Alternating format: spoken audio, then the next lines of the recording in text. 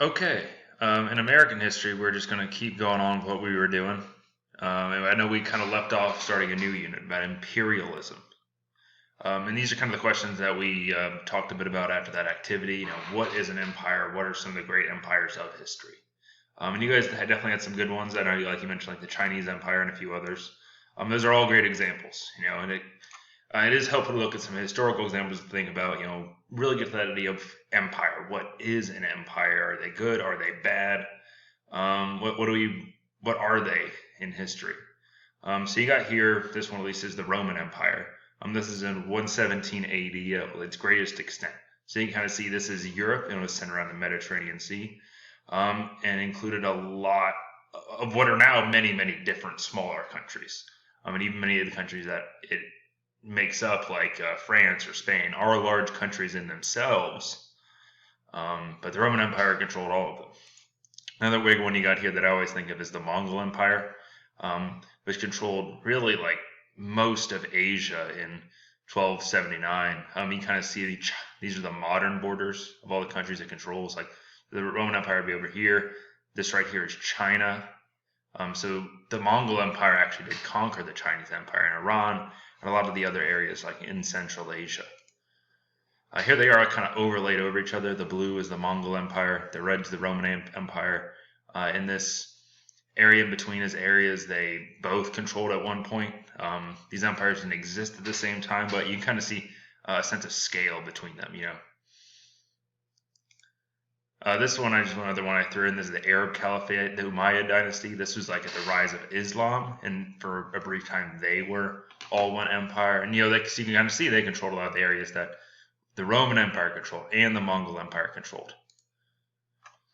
Oop, don't want to go to that yet. So, really for an empire, there's a few different. The definition is very, very, very shaky. A lot of these, like for example, the Arab Caliphate, they don't call themselves an empire, even though they really are.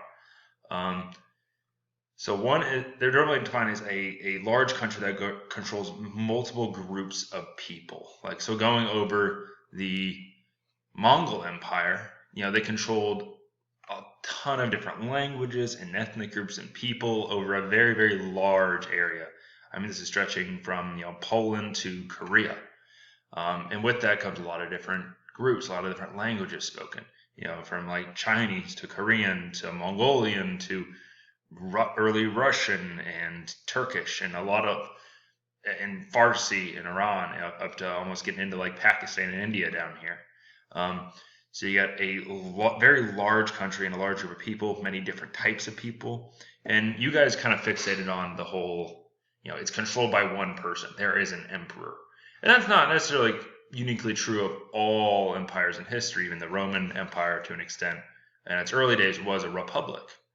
But you definitely guys were right about, it's kind of controlled by a single smaller group, sometimes a single person. There is a center to it. For example, I would say, the Roman Empire is named after, Rome, its capital city. That's where power was. The Mongol Empire, it was in like Mongolia, which is over here. They kind of controlled the rest of this through conquest. The Arab Caliphate, was centered in Arabia. It went out and conquered all the other stuff. So that kind of brings us to the United States. Now, you guys were definitely very, very skeptical when I told you that the United States was an empire. And that's because it is very much so up to debate. As you can see here's the continental, what we call the continental United States, so the lower 48, all these guys right here. We got here in the middle, Alaska. Now it's hard to see because the pop-up thing.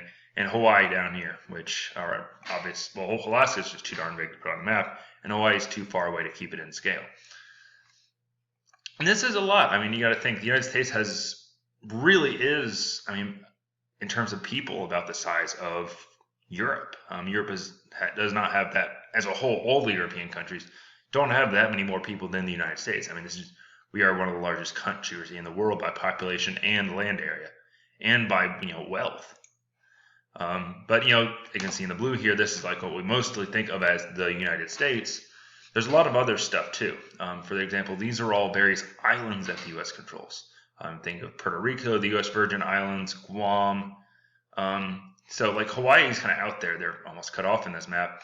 But they definitely aren't the only island that we own. So we have a large population and lots of just little possessions all over the Pacific. In some ways, we could be thought of as a Pacific empire.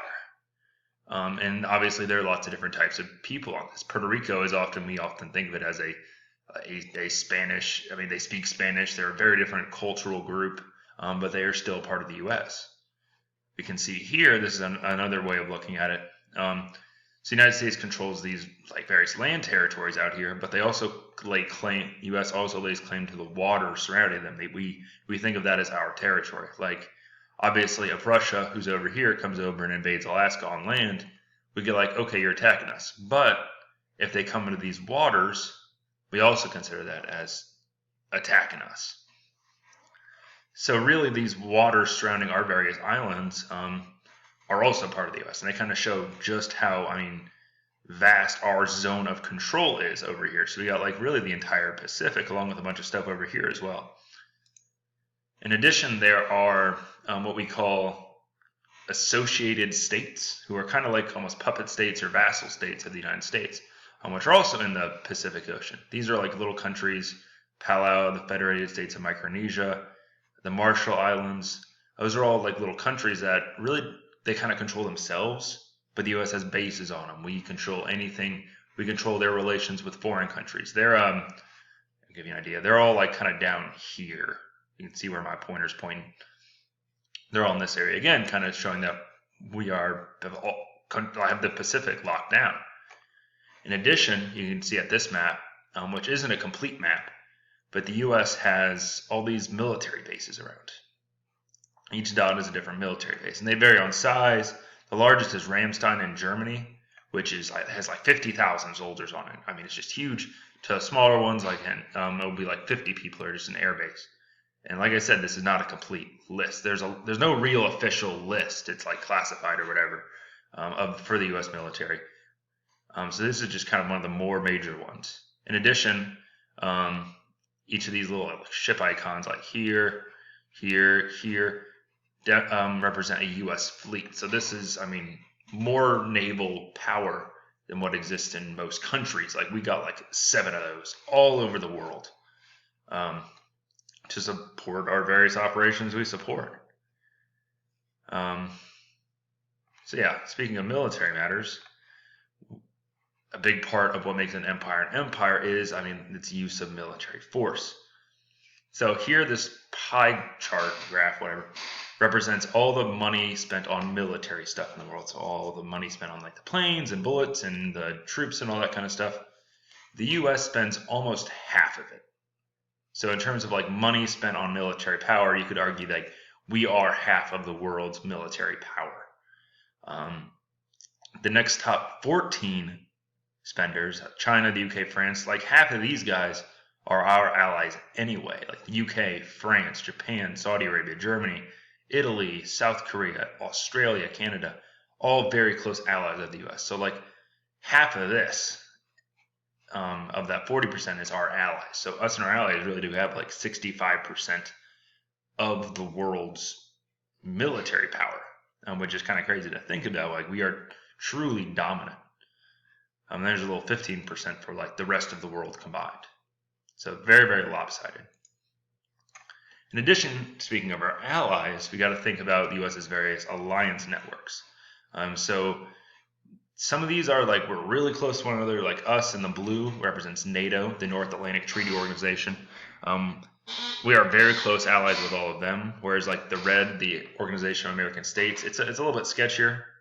With all the red ones, we've kind of promised that if they were attacked by like another part of the world, we would step in and help them out. That's what that is. The blue is our close military allies. All these ones in, I don't know, what is that? Orange, beige, whatever.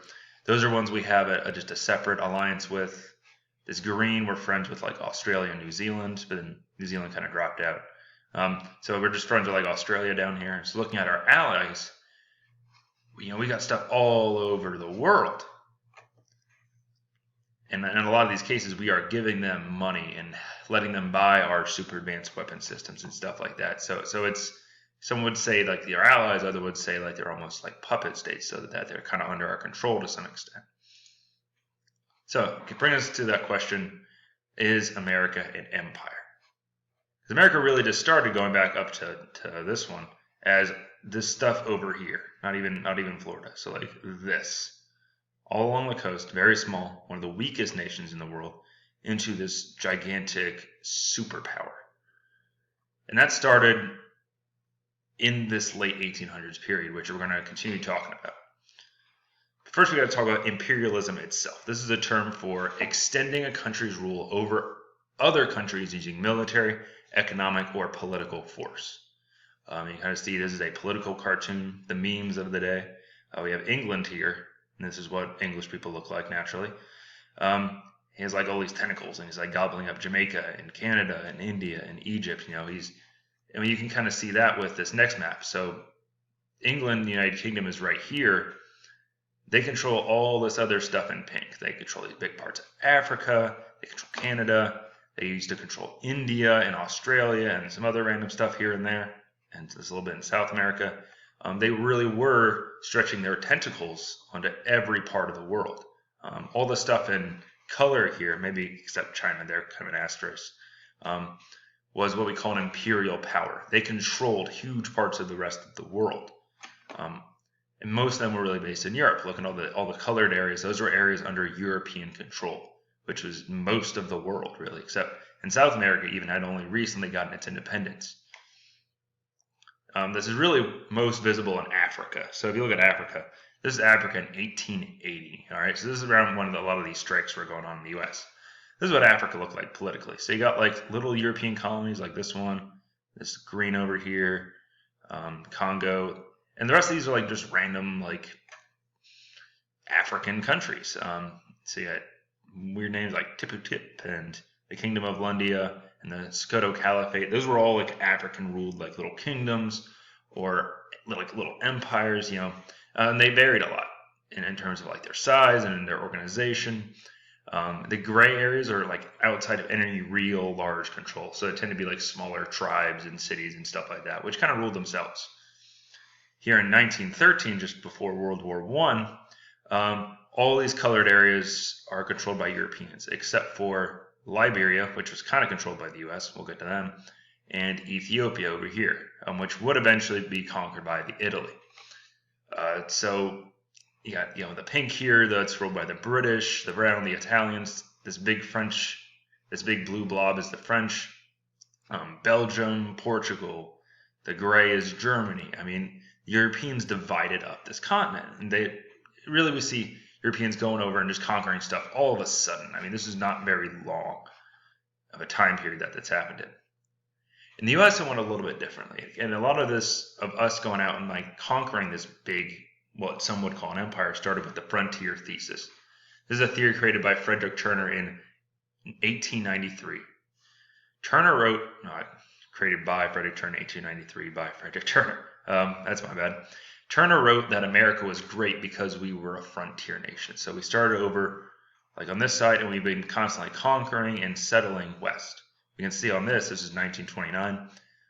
These areas like that are dark, like in the black here, are areas controlled by the government. Whenever land isn't owned by anybody, it's controlled by the government. So at one time, for example, Ohio was largely, it would have been like this dark color, where most of it wasn't really owned by anybody. It was owned by the government. Realistically, it was like Native American tribes. But now we can see at this time, even, and this is today, the government hardly owns any land. It's settled. It's farms and cities and stuff. Turner said the frontier, it made America, like it gave us a really strong economy. That we had money and it was coming in fast. He also said there was no monopoly on land, meaning that in Europe you saw like kings and princes and dukes and stuff kind of control and own all the land. But in the United States, because we were always getting new land, everyone kind of had some land. He's saying that if you were unhappy with your life, or you were like ambitious, you wanted to go and make some cash, you could do that. You just go out to the frontier, start a farm, do your own thing. They didn't have these people who were unhappy and discontent, just laying around in the cities like in Europe. There were opportunities for people. And he said, being out on the frontier, you got to kind of you learn to deal with your own issues. And so America's culture was one focused on freedom, doing your own thing, being responsible for yourself, everyone